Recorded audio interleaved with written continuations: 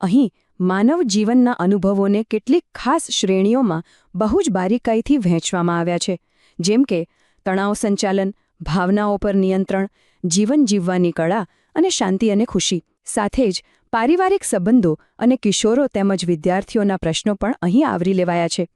આ બધું માત્ર કોઈ જૂની ફિલોસોફી નથી.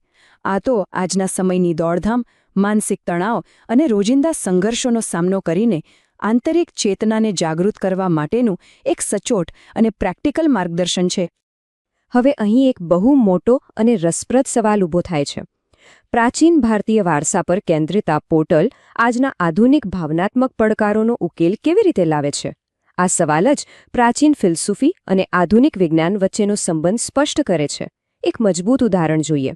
વર્ષ 1975માં હાર્વર્ડ મેડિકલ સ્કૂલના ડોક્ટર હર્બર્ટ બેન્સને તેમના પ્રખ્યાત પુસ્તક ધ રિલેક્સેશન રિસ્પોન્સમાં વૈજ્ઞાનિક રીતે સાબિત કર્યું કે ધ્યાન અને મંત્રજાપ શરીરના શારીરિક તણાવને ખરેખર ઘટાડે છે. શાંતિકુંજનું આ આર્કાઇવ બરાબર આ જ વૈજ્ઞાનિક આધાર પર વ્યક્તિત્વ શુદ્ધિકરણનું સાહિત્ય પૂરું પાડે છે.